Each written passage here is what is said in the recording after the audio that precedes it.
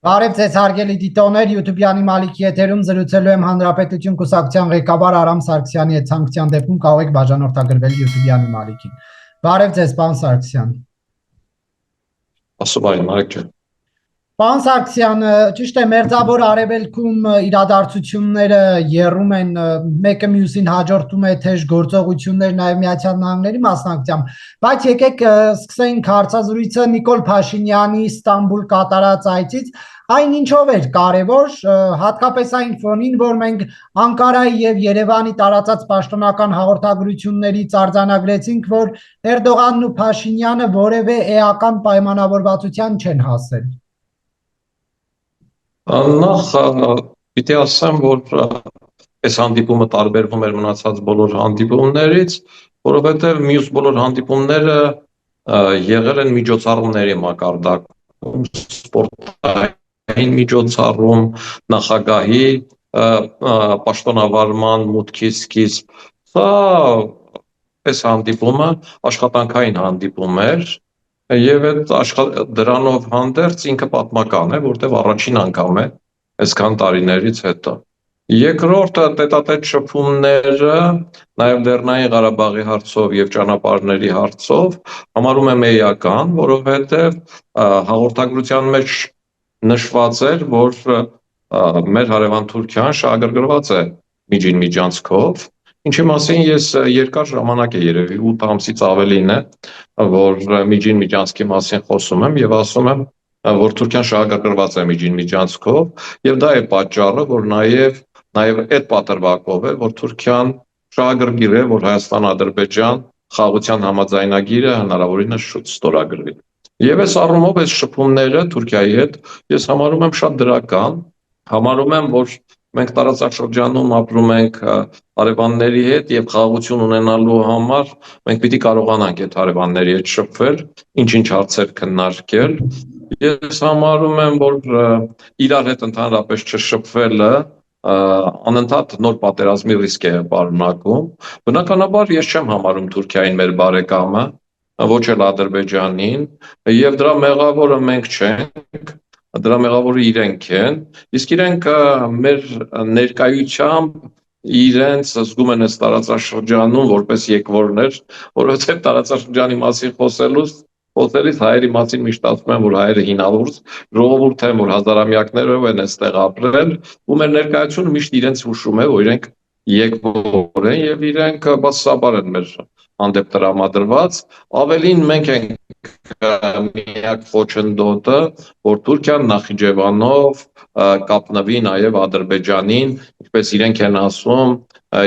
երկու պետություն մեկ ազգ են, այդ երկու պետություն մեկ ազգը չլինեն անկլավներ, ուրիշ խնդիր է ինչքան են կողմերը շահագրգռված կամ Ադրբեջանը շահագրգռված, որ այդ միացումը լինի եւ իրենք Թուրքիայի հետ ուղիղ կապ ունենան, այստեղ մոտեցումները տարբեր են, բայց մենք այդ հարցում խոչընդոտում ենք իրենց եւ հիմնական խնդիրը իմ կարծիքով այսօրվա գործընթացների, որի պատճառով Ադրբեջանը խաղաղության փաստաթուղթը չի ստորագրում, դա Ադրբեջան-Նախիջևան կապն է, այսինքն Ադրբեջանը թուղթը չի ստորագրում, որտեղ մտածում է, որ ինչ որ հարմար պահի կարող է այդ կապը ստեղծել եւ այդ կապը դառնալ իրավ իրենը եւ ժամանակ ձգելու ամբողջ իմաստը դրանում է։ Հիմա երբ որ տարածաշրջանում լարվածությունն է, նման կապի ստեղծման, նման կապի առումով բանակցությունները իմ կարծիքով նույնիսկ վատ զարգացումների պլանները, մոտեցումները կարող են արգելակել եւ այդ առումով էլ համարում եմ դրական նման շփումները, որովհետեւ եթե լուծվում է Ադրբեջան-Նախիջևան կապը, այսինքն միջին միջանցքի խնդիրը Հայաստանի սուվերենության եւ այլնի առումով խաղաղության համաձայնագիրը այն հատված այն ամեն ինչը համաձայնեցրել են ստորագրման ենթակա կդառնա եւ ուրիշ խանգարող հանգամանք չի լինի, որ Ադրբեջանը որևէ պատերազմակով հետ մերժի։ Պարոն Սարգսյան, պարզապես Էրդողան-Փաշինյան այցը երբ գնահատվում է դրական, այդ հանդիպումից ժամեր անց իսլամական Համագործակցության կազմակերպության անդամ պետությունները միացան Ստամբուլի ամփոփի շրջակագրին եւ Ադրբեջանի նախաձեռնությամբ Հայաստանի ներկայացված պահանջներին, որոնց այդ 5-6 կետերը հայտնի են, ադրբեջանցիների այսպես կոչված վերադարձ դեպի այսպես կոչված ճակերտավոր արևմտյան Ադրբեջան, իսլամական հուշարձանների ոչնչացումը եւ այլն, ինչու օրինակ Փաշինյանի Ստամբուլյան այցը չկարողացավ դա չեզոքացնել։ Անկախ դրանից Նիկոլ Փաշինյանի Ստամբուլ գնար թե չգնար, եթե չգնար, միևնույն է ասելու էին այ չգնաց, դրա համար էս տեղի ունեցավ։ Գնալուց հետո էլ դա տեղի ունեցավ ու դրա հակադարձումը ոչ թե Հայաստանի Հանրապետությանն է, այլ դրա հակադարձումը հիմնականում վերաբերվում է ԵՄ-ին ու առաջին հերթին Ֆրանսիային, որովհետև եվրոպական երկրները իրենց բոլոր համաժողովներում կամ հանդիպումներում տարածաշրջանի մասով տեսակետներ ասելիս պարտադիր շեշտում են, որ Արցախահայությունը կամ Լեռնային Ղարաբաղի հայ բնակչությունը իրավունք ունի վերադառնալու իր տարածքները եւ նրանց անվտանգությունը պիտի ապահովել։ Ադրբեջանն էլ հայելային տարբերակով դա հակադարձում է եւ այդ հակադարձումը մասնավորապես ու կոնկրետ պարագայում Ֆրանսիայի։ Այսինքն իրենք ասում են, եթե Արցախահայերը պիտի հետ վերադառնան, հետեւաբար Հայաստանում բնակվող եւ Հայաստանից հեռացած ադրբեջանցիներն էլ պիտի հետ վերադառնան ու փորձում են ցույց տալ, որ առաջինը Հայաստանն է սկսել ու Հայաստանից վտարել ադրբեջանցիներին։ Եվ մեր արտգործնախարարությունը այսօր ճիշտ հակադարձել է Սումգայիթը Բաքուն հիշեցնելով, ասելով, որ դուք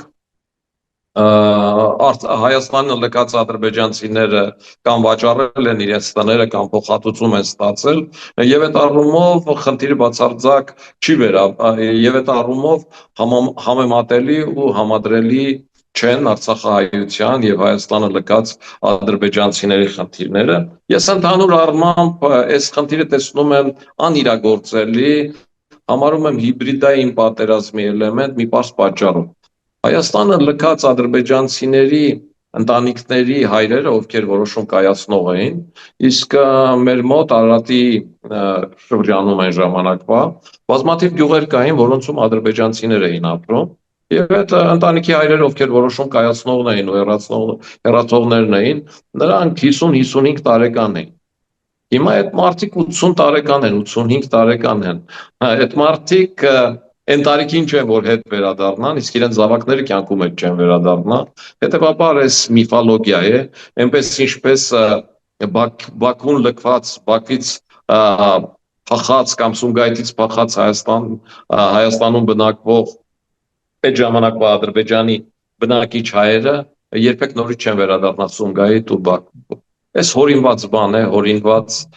պայքար է միմյանց նկատմամբ նախկինում եղածը մեղադրանքներ ներկայացնելու հակադարձելու առումով եւ լրիվ անկեղծ ասած ես դրանց լուրջ չեմ էլ վերաբերվում Նարեկ ջան։ Իհարկե պետք է ԱԳՆ-ի մակարդակով հակադարձել, իհարկե այդ ամեն ինչը բարձրաձայնվում է աշխարհում լսելի դարձնելու համար, եվրոպացին, որը պատմությունը այդքան էլ չգիտի,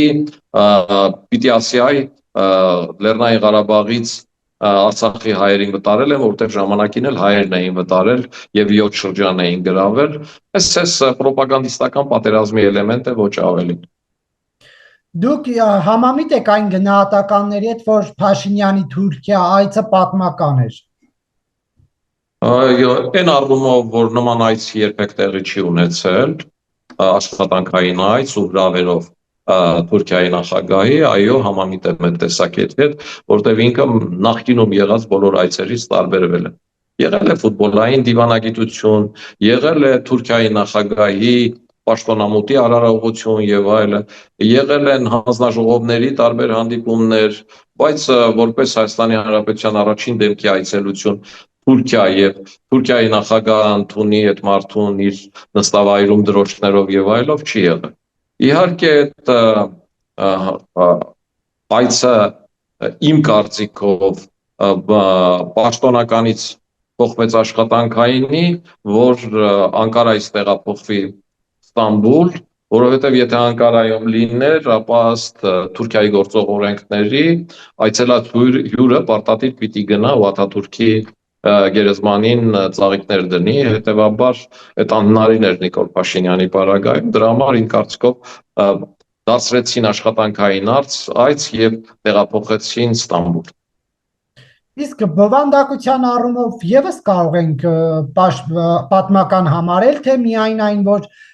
ձևի առումով է, որ դրոշ դրեցին, ընդունեցին, միայն այդ առումով է պատմական։ Բովանդակության առումով մենք շատ քիչ բան գիտենք։ Ես չեմ կարող այն պատմական համարել ու չեմ կարող նաև պատմական չհամարել, որովհետև չգիտեմ ներքին պայմանավորվածությունները կամ մինչ այդ եղած պայմանավորվածությունները կամ եղածի մեջ ձեռք բերածը ինչ արդյունք ունի։ Հնարավոր է, որ տարիներ հետո, 2-3 տարի հետո պարզվի, որ այ այն հիմնական պայմանավորվածությունը, ինչը ձեռք է բերվել այդ հանդիպման ժամանակ ու այդ հանդիպումը պատմական էր նաև բովանդակության առումով։ Հնարավոր է, որ նման բան չլինի, այսինքն այս առումով որևէ բան պնդել չեմ կարող։ Ու ընդհանրապես այդ գնահատականները պատմական չէր, մեր երեխեքի պատմության գրքերում գրված կլինի, այս ինչ օրը Նիկոլ Փաշինյանը գնաց թե չէ։ Ես կարծում եմ այդ գիտելիքի պետությանը օգտակար լինելու աշխարհակալման առումով շատ բան չի փոխում եւ այդ գնահատականները սուբյեկտիվ են իմ կարծիքով։ Պատմական կլինի, երբ որ Հայաստան-Ադրբեջան խաղաղության համաձայնագիր կկնքեն եւ ինչ որ ժամանակի մեջ մենք կմտնենք այնպիսի գործընթացների մեջ, որոնց իմաստը կլինի Հայաստանի տնտեսությունը, Հայաստանի պետականությունը ուժեղացնել, հզորացնել, բարեփոխումներ անել, զբաղվել հիմնականում ներհայաստանյան խնդիրներով Հայաստան պետության կայացմամբ։ Ան Սարգսյան, ենթադրաբար այդ պատմության դասագրքի հաջորդ էջին էլ կգրվի, որ նույն ժամանակահատվածում խորը հակամարտություն կար եկեղեցու եւ պետության միջև եւ այդ պահին Հայաստանի ղեկավարը հոգեվորականներին անվանում էր պոռնկաբարոներ։ Սա ընկալելի է այն, ինչ անում է Նիկոլ Փաշինյանը հիմա։ Գիտեք, ես նման խնդիրներին Նարեկ ջան անհատական մոտեցում ունեմ եւ եկեղեցու թեման այդ թեմաներից է, որ երբեմն ես ինձ ասում եմ, որ լռելը ոսկի է, բայց կա Հայաստանի Հանրապետության օրենք, սահմանադրություն։ Ընդհանրապես պետությունը ինչով է տարբերվում եւ որն է պետության բնորոշ հատկանիշը։ Պետությունն են միավորումներ, որում գործում են որոշակի կանոններ։ Այդ կանոններն ասում են, որ եկեղեցին եւ իշխանությունը տարանջատ են եւ պիտի գործեն տարանջատ եւ իշխանությունը չպիտի միջամտի եկեղեցու խնդիրներին եւ եկեղեցին չպիտի միջամտի իշխանության խնդիրներին։ Երբ որ 2020 թվականի Արցախյան պատերազմից ու պարտությունից հետո հանրային միտված զանգված պահանջում էր Նիկոլ Փաշինյանի հրաժարականը, պահանջում էր նաեւ ռազմական գերատեսչությունը գլխավոր շտաբով։ Այդ ժամանակ վեհապար Հայրապետն էլ միացավ այդ հրաժարականի պահանջին եւ այս առումով ինքը ուղղակի միացավ եւ ուրիշ որևէ բան չարեց։ Ու սա կարելի է դիտարկել որպես մարդու տեսակետ։ Այսինքն ցանկացած մարդ, ինչպես ես ու դուք իրավունք ունենք տեսակետ ասելու, ինքն էլ տեսակետ էր ասել։ Բայց երբ Շիրակի թեմի առաջնորդ Աճապանյանը կամ Տաուշի թեմի առաջնորդ Բագրատ Սրբազանը շարժում են սկսում, ոչ են անում երկրում հեղաշրջում իրականացնել եւ այլը, այս արդեն տեսակետ չի։ Այս այն չի, որ իրենք ասեն, որ Հայաստանի Հանրապետության վարչապետը վատն է, պիտի հեռան։ Այս տեսակետ չի։ Այս գործողության կոչ է։ Այսինքն սա հստակ քաղաքականության զբաղվելու հայտ է։ Եվ այդ պարագայում իմ կարծիքով Հայաստանի Հանրապետության իշխանությունները պիտի սահմանադրության ընձեռած հնարավորություններով կասեցնեին դա։ Ինչպես կասեցնել, իմ կարծիքով Նիկոլ Փաշինյանը պիտի դիմեր վեհապար Հայրապետին եւ ասել, որ մեկ շաբաթ ժամանակ է տրվում հայ եկեղեցին հարգելով, եկեղեցու եւ հոգեվորականի հագուստն ու խաչը հարգելով, որ իրենց դուք կարգալույծ անեք, քանի որ իրենք զբաղվում են քաղաքականությամբ եւ մտել են քաղաքական դաշտ, Եվ դրանից հետո իրենք դառնան սովորական քաղաքացի, ու սովորական քաղաքացու կարգավիճակում ուզում են նոր կուսակցություն հիմնեն, ուզում են եղած կուսակցությունը մտնեն, քաղաքականությամբ զբաղվեն, ինչ ուզում են թող անեն, իրենց արդեն նկատմամբ եղած վերաբերմունքը կլինի Հայաստանի Հանրապետության քաղաքացու վերաբերմունքի, ոչ թե հայ առաքելական եկեղեցու եպիսկոպոսի։ Իսկ եթե դա չանեք, մեկ շաբաթ հետո, նույնիսկ այդ հագուստով ու սուրբ խաչվզներին կախած մենք իրենք սահմանադրական կարգը պահպանելու համար ստիպված ենք լինելու ձերբակալում։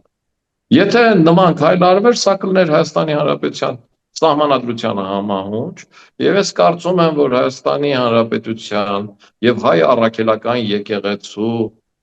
նվիրյալ որևէ քաղաքացի չէր կարող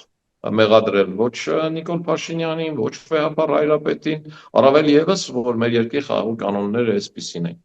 Հիմա երբ որ Նիկոլ Փաշինյանը մտավ եկեղեցու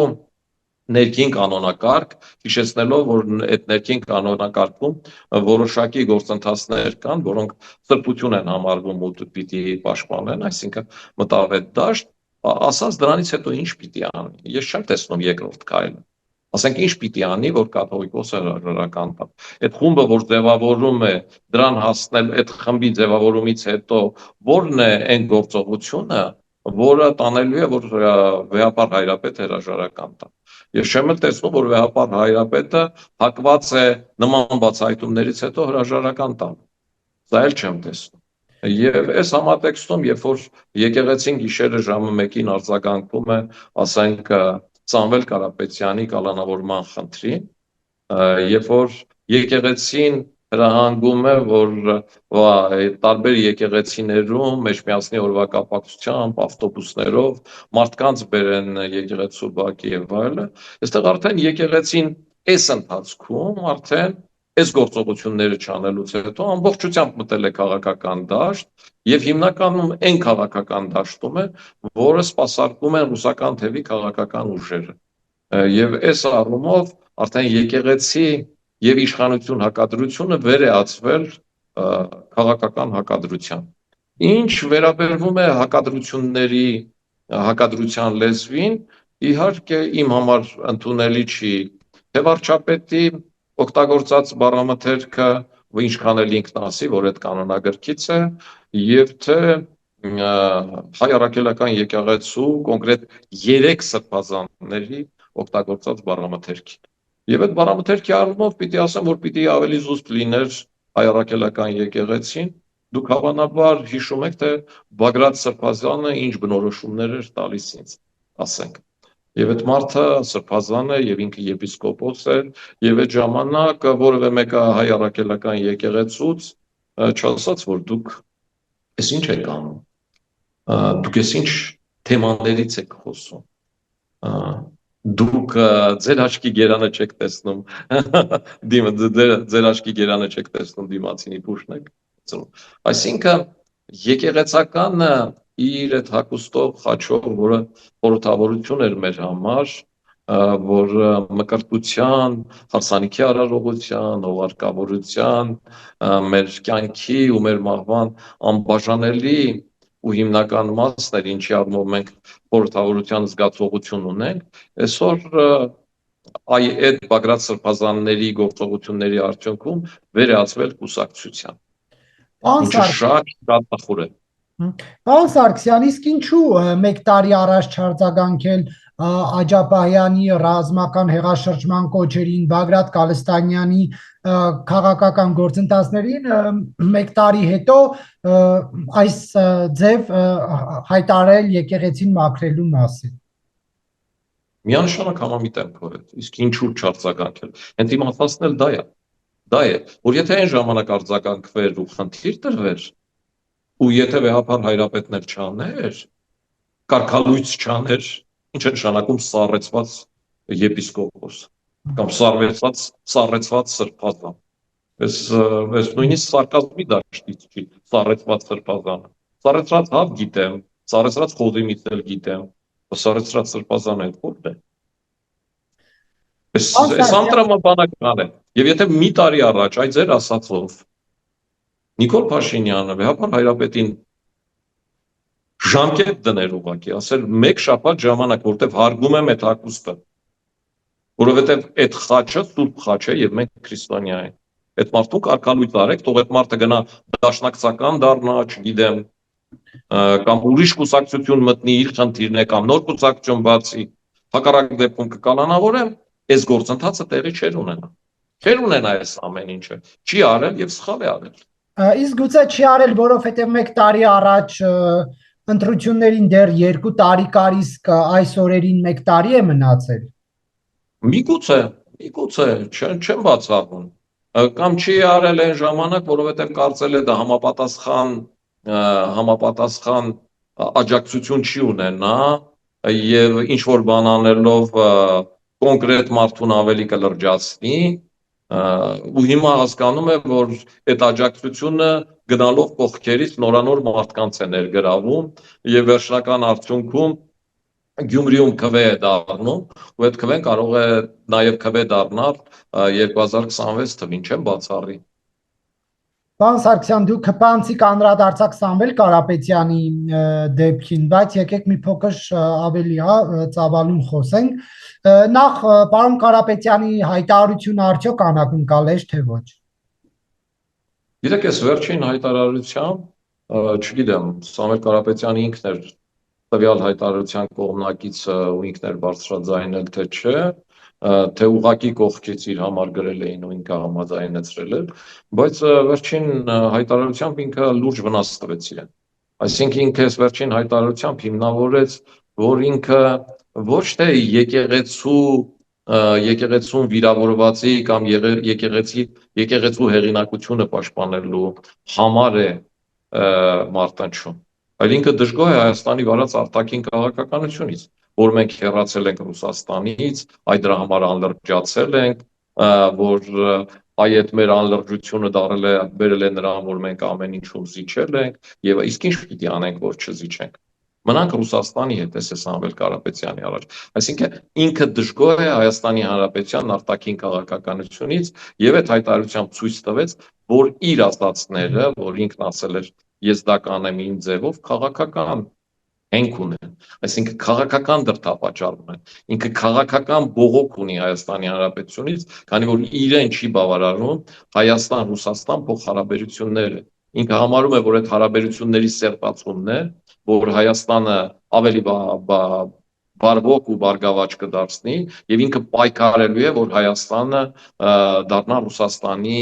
գործընկերը, այնպես ինչպես Բելարուսն է կամ ասենք մինիմումը Վրաստան, մաքսիմումը Վրաստանը եւ այլն։ Այսինքն այս օրինակը իօքուտ իրեն չի եւ այս օրինակը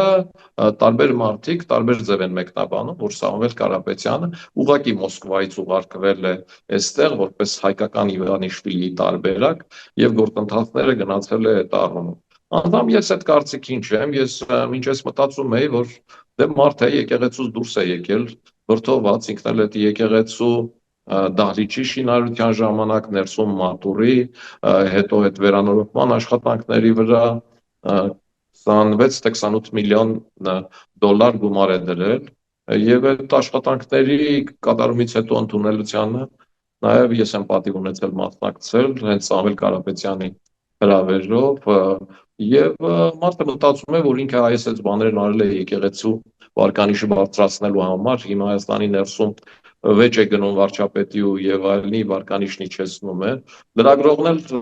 համապատասխան պահին համապատասխան տեղում է եղել, հարց է տվել։ Միջալոց պիտի ասեմ, որ Սամվել Կարապետյանի հայերեն այդքան էլ լավ չի, մտածողության առումով ռուսերենից թարգմանում է եւ ինչ որ բաներ ասել եւ այդ ինչ որ բանի արդյունքում էս դարձավ են, որ իրեն կալանավորեցին։ Այսինքն եթե ինքը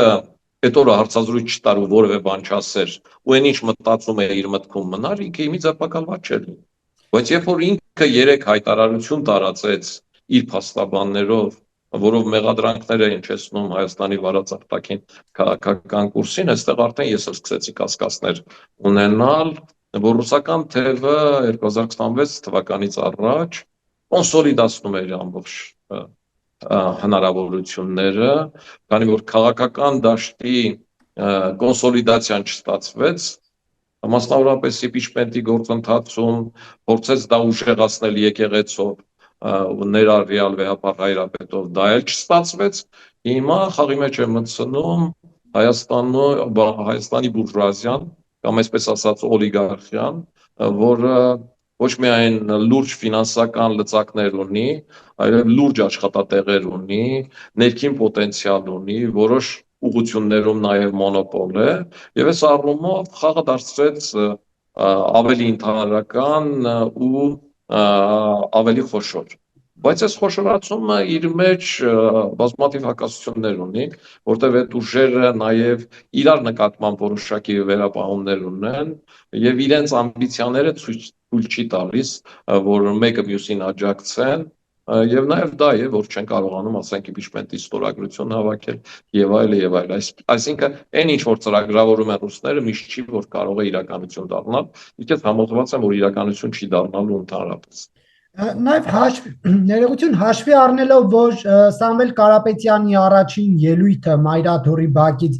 դա դասական հարցազրույց չէր, այսինքն նախապես պլանավորված էր եւ կարճ ելույթ էր առանց հարց ու պատասխանի լրագրողի։ Սա ինչ է նշանակում, ինչու ուզեց նա նման դիրքորոշում հայտնել մեր ձևով մասնակցություն ունենալու վերաբերյալ։ Գիտեք, ես կարծում եմ, ես իսկապես այն կարծիքին եմ, որ դա դասական հարցազրույց չէր ու պլանավորած չէր։ Ուղղակի այդպես ստացվեց եւ ձևակերպումներն էլ այդպես ստացվեցին, որովհետեւ Սամվել Կարապետյանն ռուսերենից թարգմանեց հայերեն ու բառակապակցությունները այդպես ստացվեցին։ Ու ընդհանուր առմամբ այդ տեսակետին էի, բայց տեսակետս փոխեցի 3 օր հետո ձերբակալությունից հետո, երբ որ եկավ արդեն երկրորդ փաստաբանների միջոցով իր հայտարարությունը դրա դեմ պայքարելու եւ իր ունեցած հիմնական բողոքները, որոնք ընդհանուր առմամբ եկեղեցու հետ խնդիր չունեն, ընդհանուր առմամբ խնդիր ունեն Հայաստանի Հանրապետության որպես պետության աշխարհաքաղաքական դիրքավորման հետ։ Այսինքն Սամվել Կարապետյանը Հայաստանի Հանրապետության աշխարհաքաղաքական այս դիրքավորմանը դեմ է։ Բայց դա նոր ինչ է, նա մի քանի ամիս առաջ էլ հայտարարություն էր տարածել եւ ասել, որ ԵԱՏՄ-ից հեռանալը աղքատացնելու է Հայաստանին եւ մի շարք բացասական իր պատկերացմամբ, իր գնահատմամբ բացասական տվյալներ էր հրապարակել, թե ինչ կարող է լինել։ Գիտեք, ԵԱՏՄ-ից դուրս գալու առումով ես արևմտամետներ գիտեմ, որոնք գտնում են, որ ԵԱՏՄ-ից դուրս գալը պիտի լինի հատկից դուրս գալուց եւ միասնական օդային պաշտպանությունից հրաժարվելուց հետո։ Ու այնքան համոզիչ են այդ բացատրում, որ երբեմն ես համաձայնում եմ դրա հետ։ Այսինքն ԵԱՏՄ-ից դուրս գալը զուտ բիզնեսի ու մասնավորապես խոշոր բիզնեսի հետաքրքրությունների դաշտում է ու դա ինչի զարմացնում։ Իսկ զարմացներ, եթե Սամվել Կարապետյանը անկախ նրանից ինքը Ռուսաստանում է աշխատում, թե չէ, մեծ գումարներ ունենար, արտահանումներ ու ներմուծումներ ու ինքը կողմ լիներ ԵԱՏՄ-ից դուրս գալու։ Որտեղ բիզնեսի մարդը սպասարկում է իր սեփական շահ եւ բազմաթիվ բիզնեսմեններ, ովքեր այսօր Հայաստանից արտահանում են ու ներմուծում են, իրենք երբեք ԵԱՏՄ-ից դուրս գալու մասին չեն խոսել, որովհետև կարճաժամկետ սխեմաների մեջ իրենք պարտվում են, երկարաժամկետի մեջ էլ իրենք համապատասխան բոլոր մեթոդներն ու բոլոր քայլերը չեն արել, որ կարողանան դրանից հետո անմիջապես եվրոպական շուկաներ մտնել ու այդ բացը լրացնել։ Դրա համար այդ առումով իր մոտեցումը դիտարկում եմ որպես տնտեսվարողի մոտեցում, իսկ քաղաքական հայտարարությունից հետո, որ եթե իշխանությունը չանի, մենք կանենք մեր ձևով, ու դրանից հետո, որ մեզ թույլատրել են, որ հայ մարդը կորցրել է իր արժանապատվությունը։ Պարոն Սարգսյան, քանի որ ձեր մոտ էլեկտրաէներգիայի անջատման պատճառով մեր նախորդ թեմայի քննարկումը ավարտվեց, ես միանգամից արդեն նոր հարց տամ, հենց հեծի հետ կապված, իշխանությունը հիմա հայտարարում է հեծը պետականացնելու մասին, դուք սա ինչպես եք մեկնաբանում, արդյոք սա խնդրահարույց չէ։ Գիտեք, ես կարծում եմ, որ էներգետիկ համակարգի ընդհանուր ազատականացման համատեքստում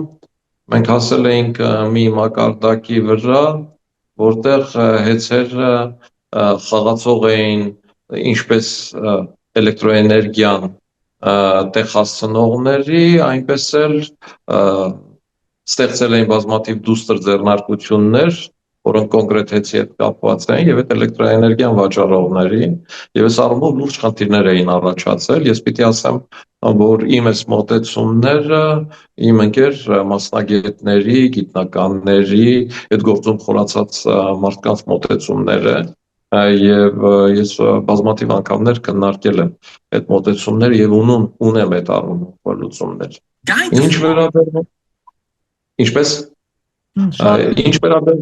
ինչ վերաբերվում է խնդրին, թե ինչպես է պետությունը դա ապասեպականացնելու կամ պետականացնելու,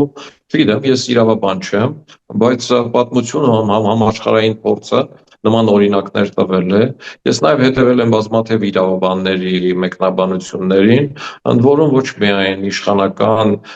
կամ իշխանության հետ համերաշխ իրավաբանների,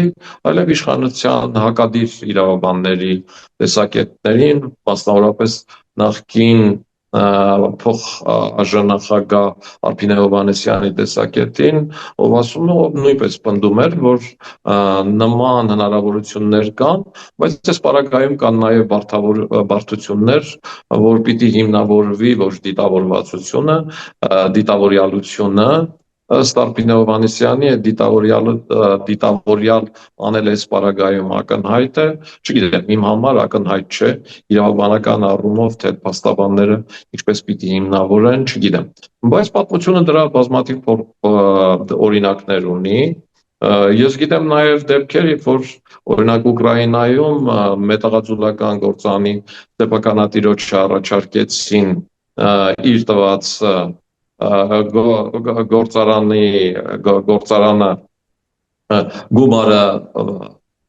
ավելացնել եւ այդ սեփականությունը դարձնել 2 միլիոն նորից, չէ, 2 միլիարդ կարծեմ, լրացուցիչ գումար մուծել եւ սեփականությունը ամբողջությամբ իրանը դարձնել, հրաժարվեց, իրեն իր մուծածը տվեցին, իր մուծածից հետո գործանը պետությունը վերցնելուց հետո 4 թե 5 ամիս հետո 6 միլիարդով գրեթե կրկնակի նորից սեփականաշնորհեց։ Այսինքն նման օրինակներ բազմաթիվ են, կարող եմ նման օրինակներ էլի հիշել բերել, այս պարագայում չգիտեմ իշխանությունները ոնց են անելու, բայց որ ես համարում եմ, որ Հայաստանում խոշոր ձեռնարկություններ այնպիսին ինչպիսին Քաջարանի պղնձա մոլիբդենային կոմբինատն է, դրա սեփականաշնորհումը գիշերային տարբերակով է եղել ու այդ պատմությունը ամբողջությամբ օֆշորային մեկը մեկից անցնելու հավոր սանիկների, պեսաների եւ այլ ինչի պատմություն է եւ այստեղ պետությունը պիտի սրանց անդրադառնա կամ համապատասխան իրավիճակներում դրանց ավելի ճիշտ օգտագործող, էկոլոգիապես ավելի առաջադեմ տեխնոլոգիաներ կիրառող, ավելի մաքուր աշխատող, կոռուպցիայից հեռու որոշակի կառույցների մեջ ներառի, նորից սեփականաշնորհի եւ այլ, այս բաներին ես կողմնակից եմ ու դրական եմ վերաբերվում։ Ընդհանրապես ես համարում եմ, որ մեր էներգետիկ համակարգը 100%-ով ռուսական ազդեցության տակ է եւ այդ առաջնահերթ պիտի դիվերսիֆիկացվի, իսկ այդ դիվերսիֆիկացիան պետության գերակաշահով կլինի, թե դատական ինչ-որ պրոցեսներով պետականացնելով, չգիտեմ, ես իրավաբան չեմ, ուղղակի կարող եմ այլ իրավաբանների մոտեցում պնդել, որ նման օրինակներ եղել են ու նման հնարավորություն կա։ Բայց ակնհայտ չէ, որ այստեղ քաղաքական բաղադրիչ կա, այսինքն Սամվել Կարապետյանը խոսեց, իշխանությունը հիշեց, որ հեծը լավ չի աշխատում։ Գիտեք ինչ, իշխանությունը փորձում է ձեր ասածին հակադարձել։ Եվ ես իշխանության հակադարձածը կարող եմ միայն ձեզ հիշեցնել, ես այդ առումով ունեմ մոտեցում, որը ասում եմ, որ մեր էներգետիկ համակարգը ամբողջությամբ տրվել է ռուսներին, ինչը ոչ օգտակար է եւ ինչը առեսօր հայկական էներգետիկ համակարգում փոփոխությունների չի բերել, ինչի արդյունքն էլ ես ու դուք նոր տեսանք հենց հարցազրույցի ժամանակ էլեկտրական հոսանքի մատակարարումը դադարեցվեց եւ բարեբախտաբար ես նաեւ օգտվում եմ հենց երկաթգծի կայարանից տրվող սեփական տրանսֆորմատոր եմ դրել երկրորդ գծից, որը վճարում եմ էլի իրենց հաշվիչով գնացի տեղափոխեցի, որի արդյունքում կարողացանք հարցազրույցը շարունակել։ Այսինքն ցանցերը վերցնելուց հետո ոչ միայն չեն բարելավել, այլ իրենց որակական հատկանիշներով ավելի վատացել են եւ Հայաստանի Հանրապետության վարչապետն էլ ասում է, որ ինքը այս ամսի 21-ին լրանում էր այն ժամկետը, որ ինքը 1 ամիս առաջ տրվել էր հեծերի առումով ստուգումներ անելու եւ որակը լավացնելու եւ եղած վնասները փոխհատուցելու եւ նաեւ համարում է, որ դա է պատճառը, որ Սամվել Կարապետյանը բողոքում է։ Այսինքն այս վիճակն է, որ կա այս թևից տեսակետ, կա այն թևից տեսակետ, ես դատավորը չեմ, ես չեմ կարող ասել ով է ճիշտ ասում, ով է սուտ ասում, առավել եւս որ այն ինչ որ ասում է Հայաստանի Հանրապետության վարչապետը էներգետիկ մատակարարման կամ տեխացնելու առումով եղած որակի անբավարար լինելը, 1 ամիս առաջ ցույց տալը եւ այլը իրականության հետ հիմնավորումներ ունեն եւ հակառակը պնդելու համար պիտի լուրջ արգումենտներ ունենան, ես այդ արգումենտը չունեմ։ Եթե ասեմ, որ քաղաքականը իրենք էլ վաղ ինձ դատի տան,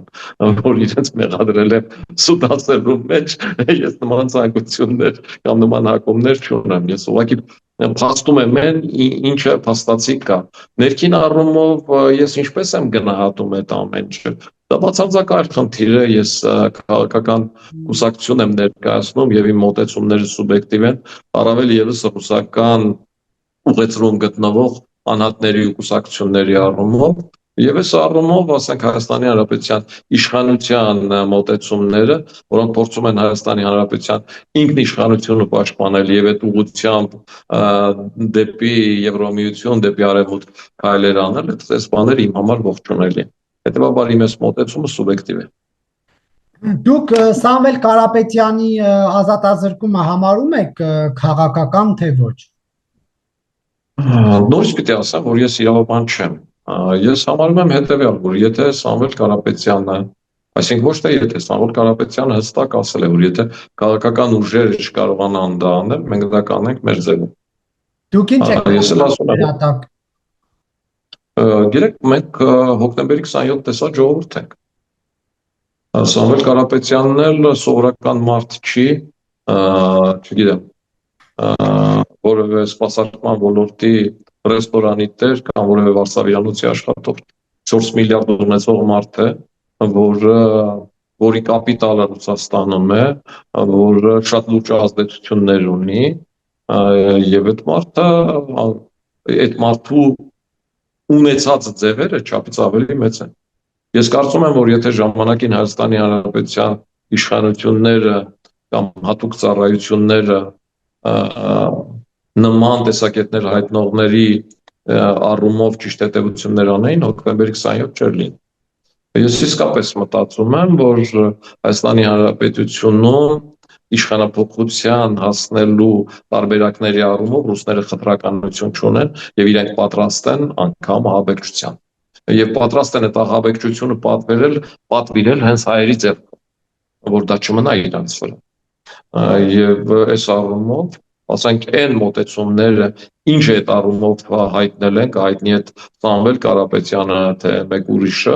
դրանք միանշանակ ստուգման ենթակա են։ Ստուգման ենթակա են։ Իսկ եթե ասենք ասել եմ նորից, որ դրանով Սամվել Կարապետյանը նաև իր վրա է ինքն իրեն է լուրջ հարվածի տակ դրել։ Ու դրանից կարող է օգտվել երրորդ ուժ։ Ասենք որևէ երրորդ ուժ, որ տերորիստական ակտ կանի Աստված մի արասը Հայաստանի իշխանության վրա, միանգամից բոլորը կասկածելու էին Սամվել Կարապետյանի վրա, չէ՞ որ նման հայտարարություն է արել։ Ու իմի Սամվել Կարապետյանը դառնալու էր քավության նոխասը եւ ով էր շահելու։ Չկա Սամվել Կարապետյանը, չկա իր 4 միլիարդը, կարծում եք ռուսները շատ ուրախ են, որ Սամվել Կարապետյանը ազատության մեջ է, կամ 4 միլիարդ գումար ունի իրենց երկրում աշխատած։ Ռուբեն Վարդանյանի օրինակը մեր աչքի առաջ է։ Ռուսները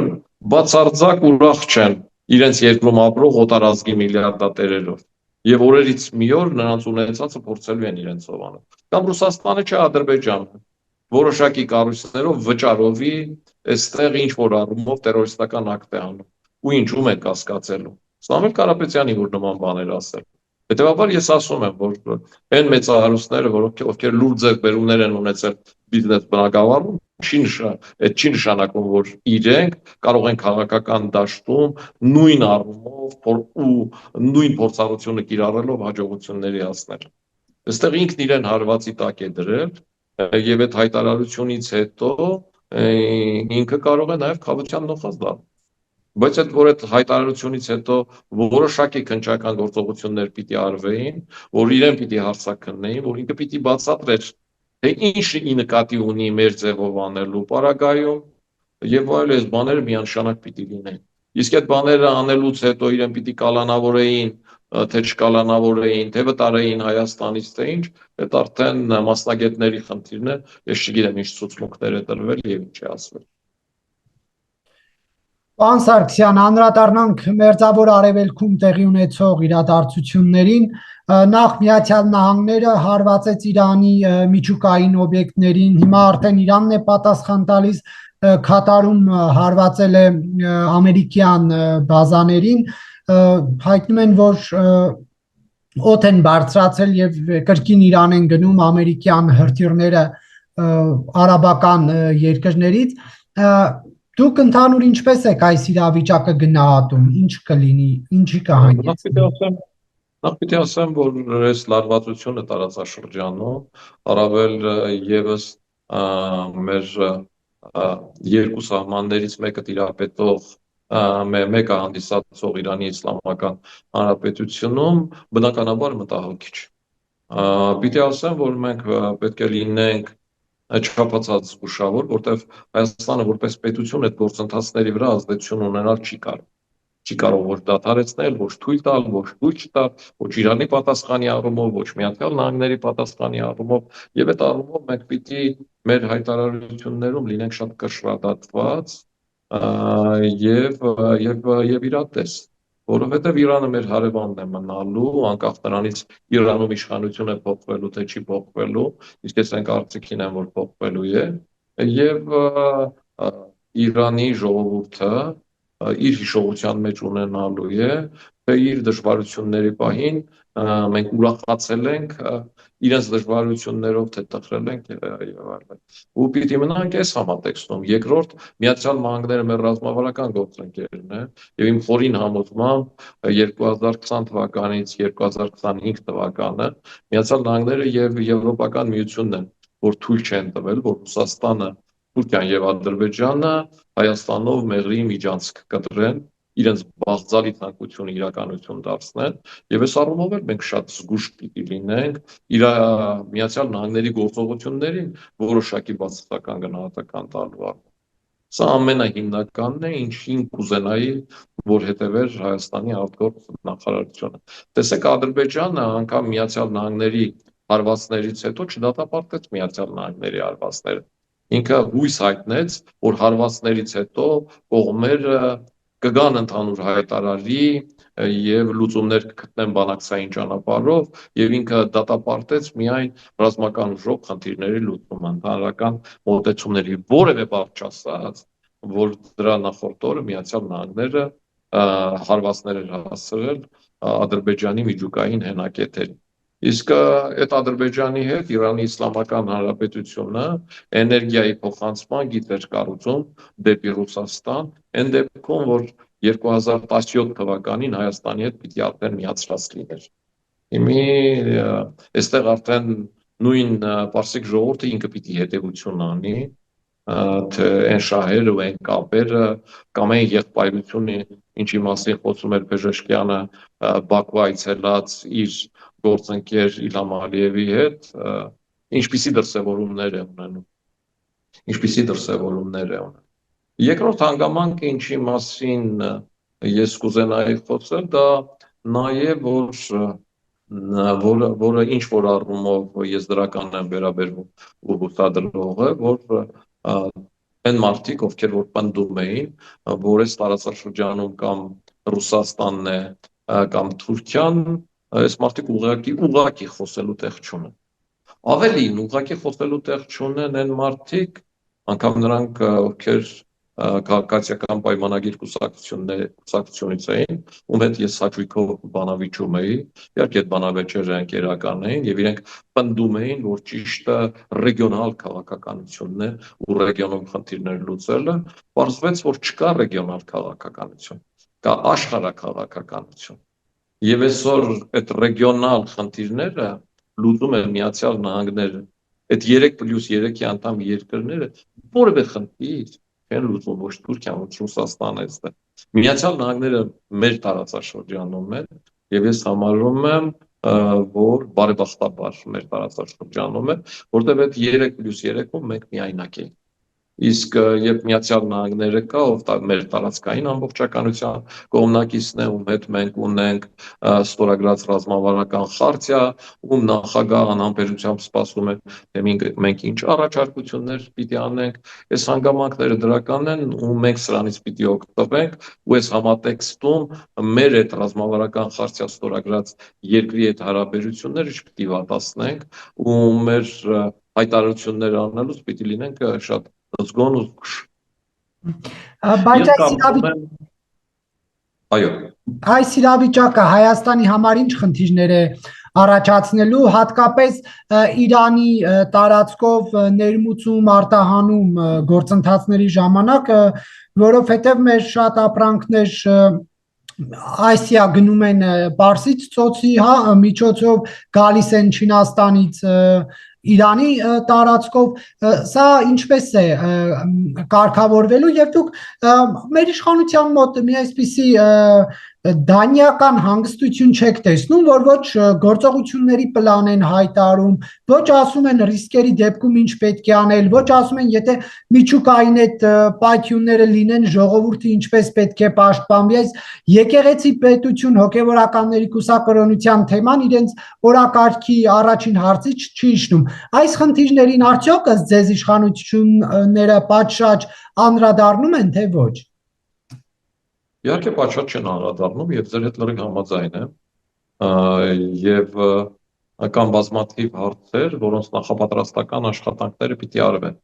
Ի նկատի ունեմ Իրանից մեծ թվով փախստականների խնդիրը, եւ վերջին օրերին ես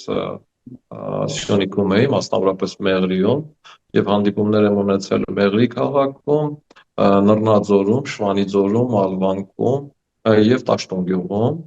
եւ պիտի ասեմ հետեւյալ բանը, որ եթե նույն համառությամբ ու հաճախականությամբ, ինչի մասին Հայաստանի Հանրապետության վարչապետը, ինչի առումով Հայաստանի Հանրապետության վարչապետը ստատուսներ է գրում եկեղեցու առումով, եթե ամեն ամիս իր ստատուսները ուղղեր որևէ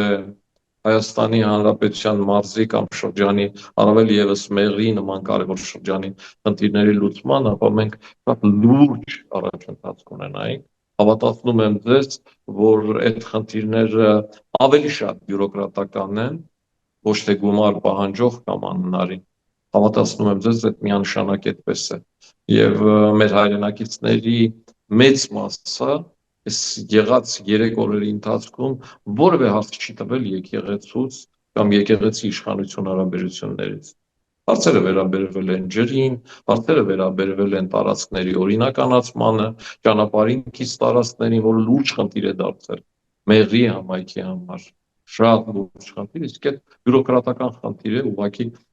շատ հանգիստ առանց ազգային ժողով մտցնելու կառավարության միջոցով կարելի է որոշել։ Բայց հիմնական խնդիրը Իրանի հետ կապված հետեւյալն է, որ նման իրավիճակը բերելու է նրան, որ մեծ թվով փախստականներ են դուրս գալու, եւ ես վստահեցնում եմ, որ Մեղրի բնակչության այն հատվածով մեքենաներ բոլորը աշխատում էին մարդ տեղափոխելու վրա։ Ասեմ նաև, որ այդ հեքիաթներ, այդ սուտեր, որ ինչ որ մեծ փողեր են ուզում եւ այլն, չէ, մի քիչ թանկացած միգուցե 5000 դրամ 10000 դրամ տարբերություն ինչ որ բաներ, բայց ոչ ավելին։ Պիտի ասեմ, որ շատ լավ է զգում, որ Հայաստանի Հանրապետության մեր քաղաքացիները մտահոգված էին իրենց երկիրը լքած Պարսկաստանի քաղաքացիների վիճակով, այսինքն մենք ինքներս որ գաղթ ենք տեսել որպես ժողովուրդ, մեր ենթագիտակցության մեջ նման մարդկանց աշխատում ենք օգնել եւ հետեւաբար այդ բաները որ փող են վերցնում եւ այլ սուտ է եւ մեծ թվով իրանցիներ դուրս էին գալիս իսկ եթե դրանք դուրս գան 100-120 հազար ինչ պիտի անի իշխանությունը իմ կարծիքով դրա համար կար նույնիսկ 2020 թվականին երբ որ ես վարչապետ էի ու նման խնդիր առաջացավ կար համապատասխան պլան մշակված որով պիտի ստեղծվեր վրանային ճամբար 100-ից 120 հազար մարդու համար եւ այդ վրանային ճամբարից դուրս եկող մարդկանց պիտի հատարած ստուգվեր այսինքն ճամբարը պիտի լիներ փակ ինչը պիտի ստուգվեր Նարեկ ջան պարտադիր պիտի ստուգվի իսլամիստական, տերորիստական, զենք դինամթերք եւ այլը որոշակի խմբերի անդամների եւ այլնի է սրանց ներկայությունը այդ փախստականների մեջ եւ նարկոտիկի եւ այլնի այսինքն համաշխարհային այդպիսի բան կա, միջազգային այդպիսի բան կա, որ այդ լագերները պիտի ստերիլիզացնեն այն մարդկանց, ովքեր դուրս պիտի գան լագերներից ու հետո շարունակեն իրենց գործունեությունը հետ վերադառնան իրենց հայրենիք, դե գնան այլ երկրներում իրենց կյանքը շարունակելու։ Սրանք քայլեր են, որոնք Հայաստանի Հանրապետության իշխանությունները պարտավոր են անեն։ Ինչքանով են դա արել, չգիտեմ, բայց որ իրենք չեն իրազեկել եւ Հայաստանի Հանրապետության քաղաքացին դուք ես տեղյակ չենք թե մենք ինչ պարտականություն ունենք նման դեպքում, երբ ասենք 90 միլիոնանոց մեր հարևան երկիրը մտնում է պատերազմական այդ փուլի մեջ եւ փախստականների մեծ թիվ է գալիս, այս առումով նույնիսկ հեռուստահաղորդումներ կամ բացատրական աշխատանք չկա, ինչը համարում եմ շատ վատ։ Իմ կարծիքով պատերազմը չի տևելու շատ երկար, ես համարում եմ, որ այսօրվա դրությամբ այն գործընթացները, որոնք որ գնում են Իրանի Իսլամական Հանրապետությունում, տվյալ պետության վիճակը էլ ավելի են ծանրաբեռնում, էլ ավելի են բարդացնում։ Ընդհանուր առմամբ այս պատերազմը կլիներ թե չէ, կառավարման այն մոդելը, ինչ ունի Իրանը երկրի առաջնորդի եւ նախագահի, իրար ոչ թե փոխ լրացնում էին, այլ իրար հետ հակադրվում էին։ Ես գիտեմ Իրանի պատմությունը եւ գիտեմ, որ Այաթոլլահ Խոմեյնիի Փարիզից գալուց հետո, երբ որ ինքը մահացավ ու նոր այաթոլլայի որ պիտի ընտրեին, նույնիսկ այդ ժամանակ մտածում էին, որ հետ վերադառնան նախագահական համակարգի եւ կրոնը հավատքը լինի անջատ, բայց պահպանողականները թույլ չտվեցին, որտեղ իրենց այդ ձեռնատու էր եւ այսօրվա դրությամբ այդ գերագույն գլխավոր հոգեվորականն է որոշում ամեն ինչ, իսկ այդ պետության, թե տնտեսական գործունեությունը, թե արտաքին քաղաքական գործունեությունը, թե մոտեցումների խնդիրները բավականին բարդացնում։ 2 տարի առաջ Իրանում գլխաշորչ կրելու համար մի կնոջ սպանեցին։ Իրանում եթե կինը իր եղունգները ներկել է ու հարդարել է ու դա կողքից տեսնեն ու բարձրաձայնեն, դրա համար պատիժ է հասնում ճիպոտել եւ այլ Իրան այս կարգի երկիր է, իսկ մենք տեսնում ենք, թե իրանցիները, որ գալիս են Հայաստան, իրենց ինչպես են պահում, ինչպես են հագնվում, ցանկացած ժողովուրդ ազատություն է ուզում եւ այս գործընթացները ինչ որ պահի հանգուցալուծում են ստանան այս պատերազմով հանգուցալուծում, ես կարծում եմ, որ այս պատերազմը իր հետ բերելու է նաեւ այդ հանգուցալուծումը, որովհետեւ Իրանի պետությունը 79 թվականից հետո հայտարարում է, որ Իսրայել պետություն չկա, ընդհանրապես ասում է սիոնիստներ, Իսրայել անուններ չի տալիս, 79 թվականից սկսած հրթիռներ է արտադրում, որի վրա գրում է մահ Իսրայելին, նման պետություն չի լինի, մենք պիտի վերադառնանք Երուսաղեմ, հակադրվում է ամբողջ աշխարհին ընդունված օրենքներին, որն էլ իր հետ բերում է նրան, որ երբ որ Իրանի միջուկային օբյեկտները ռմբակոծվում են, Իրանին աջակցում են աջակցական ուղերձ է եղում միայն Ռուսաստանը եւ Թուրքիան ինչ որ առումով այն դեպքում որ նույն Թուրքիան 10 օր առաջ փորձում էր միջնորդ դառնալ Տրամփ եւ Արաքչի բանակցությունների առումով այսինքն Իրանը հայտնվել է Լեռնային Ղարաբաղի կարգավիճակում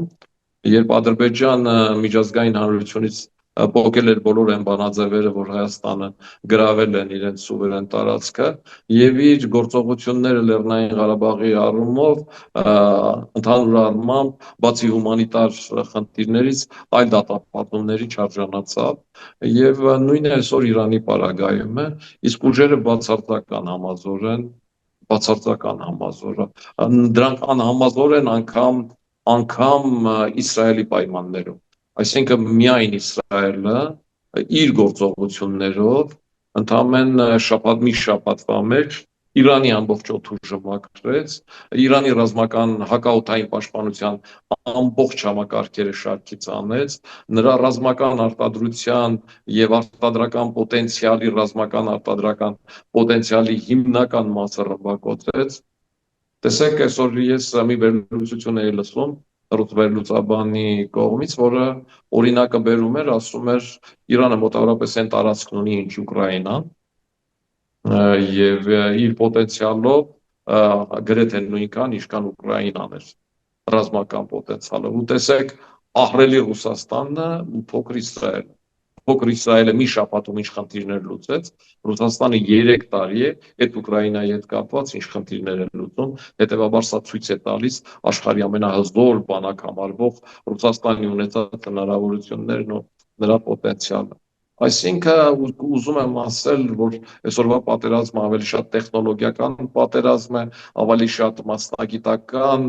ավելի շատ ռազմական տեխնիկային ճիշտ տիրապետելու ու ճշգրիտ օգտագործելու եւ այդ պատերազմներում Հայաստանից փոքր Իսրայելը, որ ընդամենը 9 միլիոն բնակչություն ունի, իրենից 10 անգամ ավելի 90 միլիոնանոց բնակչություն ունեցող Իրանին կարողանում է խաղի կանոններ պարտադրել ճիշտ գործընկերներ ունենալով հանձինս Միացյալ Նահանգներին։ Սա պիտի մեր համար օրինակ լինի եւ մենք չասենք, որ Ադրբեջանը 10 միլիոն է, մենք 3 միլիոն ենք, ընդամենը 3 անգամ է մեզանից ավել տարածքով էլ 3 անգամ է ավել եւ այլես բաներ։ Մենք պիտի հույսներս դնենք մեր վրա, ճիշտ գործընկերներ ընտրենք եւ փորձենք մեր երկիրը հզորացնել նաեւ մասնագիտական եւ տեխնոլոգիական առումով, իսկ դա ռուսների հետ անելը անհնարին է։ Եվ այն մարդիկ, ովքեր պնդում են, որ ռուսների հետ դա հնարավոր է, թող նայեն, տեսնեն, թե ռուսները ինչ են անում այսօր Իրանի պարագայում, ինչ արեցին Ասադի պարագայում, ինչ արեցին Լեռնային Ղարաբաղի պարագայում, իմիջիայլոց սրանց բոլորի ղեկավարներն էլ հույսները դրել են Ռուսաստանի վրա, առաջին իսկ այցելությունն արել են Ռուսաստան, հույս են տածել, որ Ռուսաստանը իրենց կաջակցի, իսկ Ռուսաստանը ոչինչ չի արել, քանի որ անելու հնարավորություն չունի։ Շնորհակալություն, պարոն Սարգսյան, հարցազրույցի համար։ Ես եմ շնորհակալ, Նարեկ ջան։